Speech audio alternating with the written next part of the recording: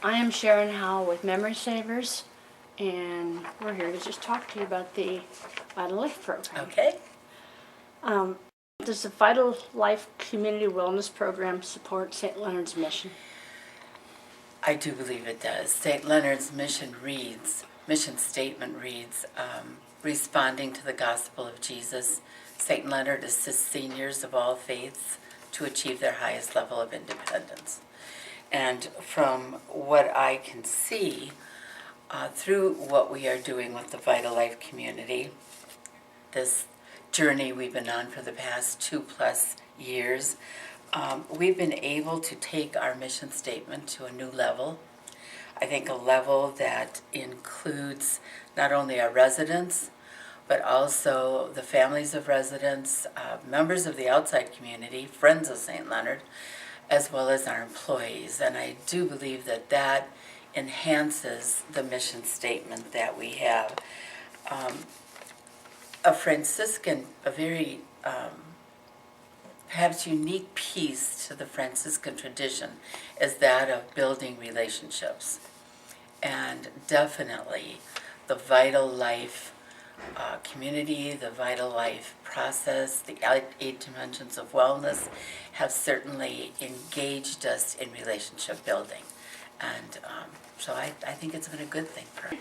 How has the development of the Vital Life program affected socialization and communication between staffing levels and between levels of care?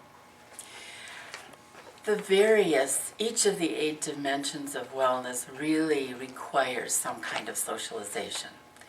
And while you can do some of it by yourself, most of what we're encouraged to engage in with someone else. So I do believe the program is designed for socialization.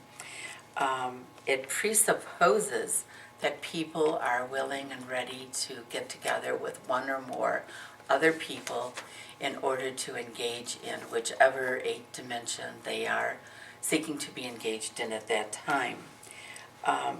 I believe that we include not only our body in the dimensions of wellness, but we include all forms of communication, whether it's the written language, our faces speak a lot, as do our eyes, and does the tone of our voice. So I think that it engages the whole person within those 8 dimensions. Some of what we do with residents or employees requires interdepartmental socialization, and that has been a real boon. We are a very spread out campus. We have a wide variety of services that we render, and with close to 400 employees, it's a little hard to become familiar with a lot of those that we minister, we serve, we work side by side with. And so I do think that opportunities are offered through the Vital Life program that enables us to relate to other departments. For example, I'm a member of the Vital Life team, and we have a wee bowling competition with our grounds team.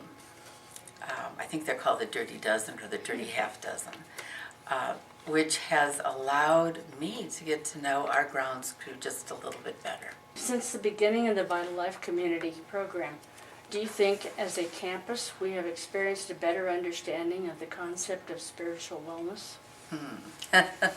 That's probably the question I tossed around in my head the most, because one cannot measure spiritual wellness. That's not a measurable thing. You can't say whether you have success in it or you don't have success in it. I only know that when we take a look at the traditional meaning of the word spiritual, we think of it in terms of the religion that is part of our tradition.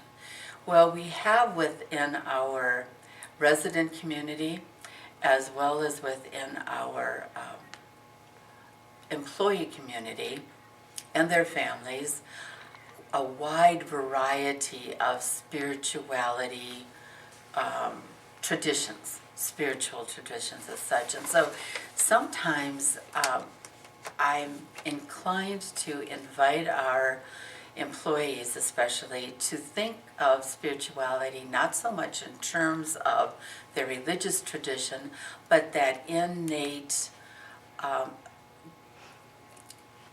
gift of principles and values that we receive just by being human beings. Recalling again that piece on spiritual wellness, we as the Bella Vita team designed a prayer walking tour that included our campus art as well as the nature on our campus.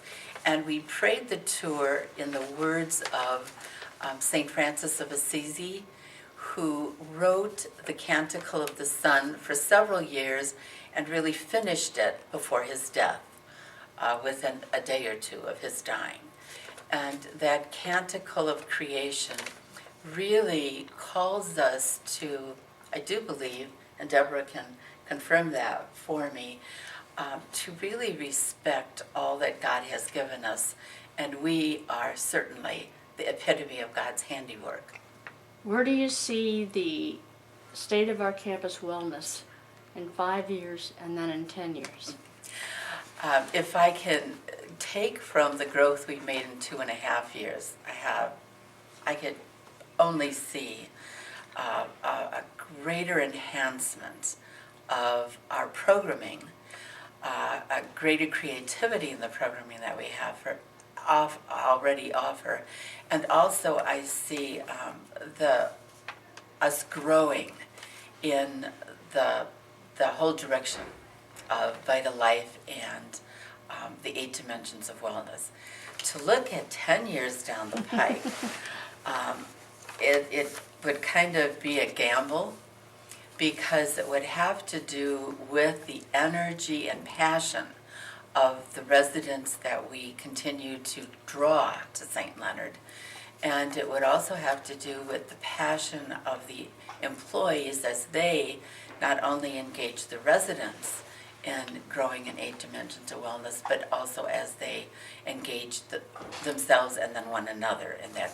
Our goal is to extend the fun and function stage of the life course of every individual, and in doing so, we feel that we can improve retention and reduce healthcare costs overall. What are your thoughts about the foundation that we have laid concerning these goals? To date, I think the foundation has been very solid. It's going to require us to continue the momentum that we've already begun. Continue that momentum within the resident community, within the outside community that has really bought into what we are doing here, and also enhance and grow the buy-in of our employees. Those are very crucial things. What we can bring into the future in terms of this particular concentration on total wellness, I think can only be imagined. Again, it will require a great deal of creativity, a great deal of inventing new ways to do the same things that we have been doing. Other than that, I think all we can do is continue to challenge ourselves, challenge our residents, engage our new residents. I think the greatest difficulty is knowing that while a number of our residents, employees have a real buy-in, we'd like to bring on board and catch those into this passion who really do not have an interest in that. Right. And that's our challenge, that's our ongoing challenge, and it's a good challenge because I think it helps us name our direction and possibilities for the future.